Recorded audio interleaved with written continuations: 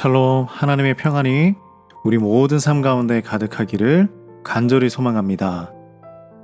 오늘 함께 나눌 말씀은 열왕기상 7장 40절에서 51절 말씀입니다. 사람들은 때때로 아름다움과 화려함에 매혹되곤 하죠. 화려한 건축물, 훌륭한 예술작품, 그리고 빛나는 보석들은 우리의 눈을 사로잡기 쉽습니다. 그러나 오늘 우리는 이 아름다움과 그 화려함 뒤에 감춰진 더 중요한 가치를 발견하고자 합니다. 오늘 말씀을 보면 이 솔로몬은 이방인이었던 히람을 드로에서 데려왔습니다. 기술자였던 히람은 성전에 필요한 모든 것을 제작하고 있었죠. 근데 오늘 이어서 물두멍과 삽 그리고 작은 대접들을 만들고 있습니다. 큰 기구들뿐만이 아니라 작은 기구들까지 직접 관여하고 지시해서 만들어 나가고 있죠. 삽은 우리가 알듯이 제단에 재를 퍼낼 때에 사용을 하고, 물두멍은 물을 담을 때도 사용을 하지만 재를 퍼서 나를 때도 사용합니다. 히람은 이 모든 기구들을 직접 진흙으로 틀을 만든 다음에 그 위에 샘물을 부어서 만드는 방법을 사용을 했습니다. 47절 말씀을 보면 이 작업을 위해서 사용했던 놋쇠가 얼마나 많았는지 양을 잴 수 없다고 기록하고 있죠.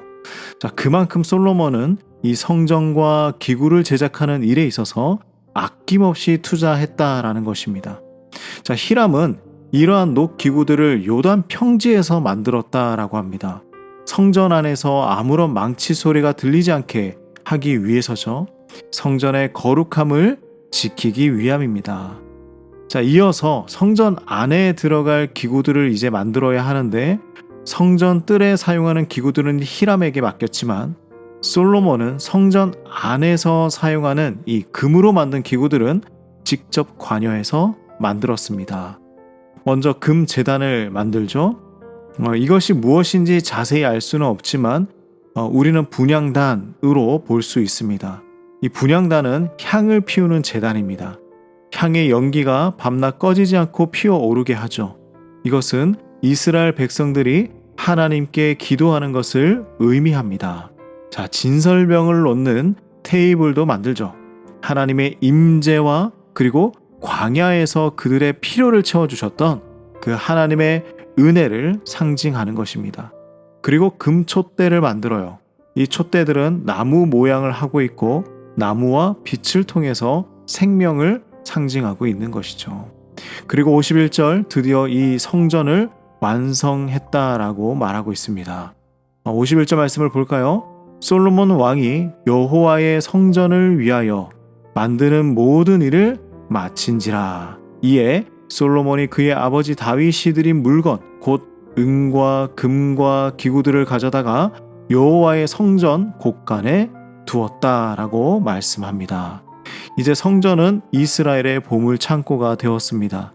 하지만 우리가 꼭 기억해야 할 것이 있습니다. 그것은 무엇이냐면, 성전이 그 아무리 화려하고 웅장하고 아름답다고 할지라도 이것이 하나님의 임재를 보장해 주는 것이 아니라는 사실이죠.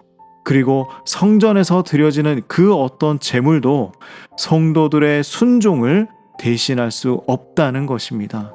성전의 화려함과 아름다움도 중요했지만 우리는 이 성전이 하나님의 은혜와 순종을 상징한다는 것, 이것을 명심해야 합니다.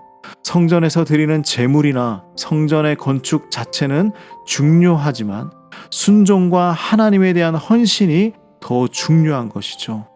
그러므로 하나님을 향한 뜨거운 사랑과 순종을 가지고 이 성전을 짓는 일보다 더욱 귀하게 여기고, 우리의 신앙과 관계에서 이 순종이 가장 우선시되는 삶을 살아가시기를 간절히 소망합니다. 기도하겠습니다. 하나님, 오늘 말씀을 통해서 순종과 헌신이 얼마나 중요한지 깨달았습니다. 주님께서 주신 은혜와 사랑을 날마다 감사하며 살아가게 하여 주시고, 성전의 화려함이나 재물의 크기보다 우리의 마음과 영혼이 순종과 경건함으로 채워질 수 있도록 인도하여 주시옵소서. 우리의 삶을 통해서 주님의 뜻을 이루어 가 주시옵소서. 우리 모든 성도님들의 삶을 축복하여 주시고 우리의 간절한 기도에 응답하여 주시옵소서. 예수님의 이름으로 기도드립니다. 아멘.